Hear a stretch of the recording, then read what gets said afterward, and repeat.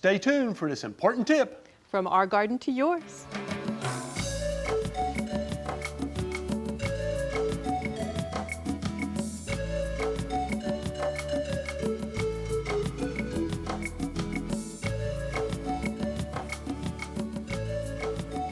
Everybody has plants inside, right? You know what that means? It means you're going to have pests.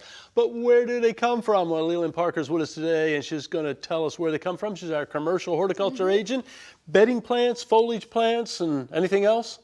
House plants, House plants, you cover all that. Well, that's good. You know, I just find if I bring a plant inside, it's almost certain to have some pests eventually. I mean, it doesn't happen right away. So where do these come from?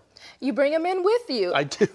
Actually, they're already on the plant itself, Okay. but when we bring them into our homes or offices, they're in adverse conditions, so it's cooler, it's not as humid as they would like it to be, so then that's going to start a lot of pest problems. What kind of pests do we bring in with them? We bring in scales, we have mealybugs, we have spider mites. Yeah.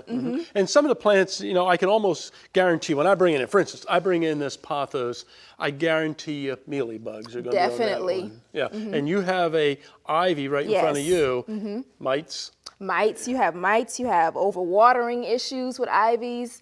Definitely, you have to be definitely careful with a lot of the watering. Yeah, and it doesn't matter where you get them from either. I mean, the growers, they have them in their greenhouses to a certain extent. Everybody has them. Exactly. And so they come in adverse conditions, and all of a sudden you've got a problem.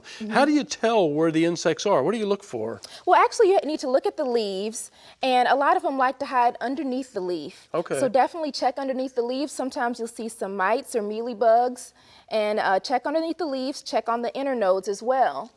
I imagine the sooner you see a problem, the better off you are. Oh yes, definitely. If not, it's going to get completely out of hand. I have to smile because I remember a pothos like we have here. I could see the mealybug just coming down the side of the plant. I shouldn't say that, should I? I'm a horticulturist here. Now, can we do things that are natural, things that are green to get these things under control? I mean, we don't want to do heavy sprays inside the home. Right, definitely. There are products within your home that you can use to control pests. Okay, what do we got? For instance, if you have scales or mealybugs or even spider mites, you can use a nice little ratio of 1 tablespoon to a gallon of water of some soap, like ivory soap. Okay, we got some here, Joy, whatever you have, and you put it into something like this, and what do we do? And you just go ahead and spray away. I love it. Rub it up, you and your plant. You could probably do that in a tub, too. You might want to take it off the furniture and... Exactly.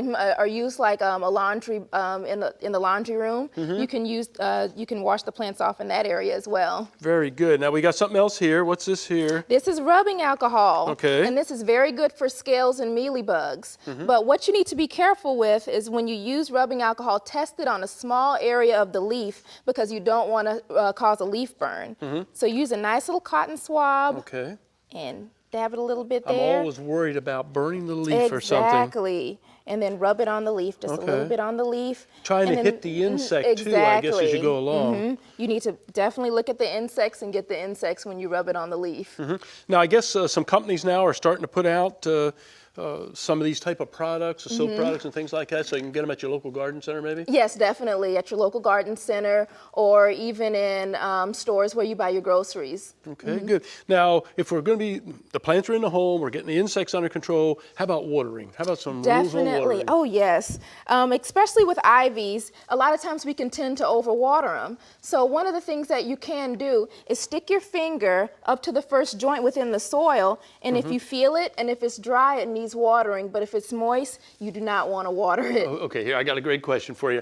Everybody's always asking, how much water do I apply? Is it a cup? Is it a quart? How do we know when we watered that plant? It depends on how much water that the plant needs. And always it's good to let a little bit of the water run out of the bottom of the pot. Okay, and I know some containers don't have drainage out of the bottom, and that's not good. Right, exactly. Yeah, try to get one that's better. Now, you had a plant over here that had another problem, I think you said. Yes, a lot of times we can over-fertilize our plants.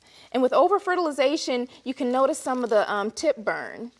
And you want to make sure when you fertilize plants, like a plant like this with full growth, it doesn't need any more fertilizer. Yeah, there we go, right there. We can see the tip burn right there. Exactly. So it just says too much fertilizer. So if I have a plant like that, what should I do for it? I mean, do I just water it to wash out the nutrients? Exactly. You want to water it and make sure that a lot of water runs out of the bottom of the pot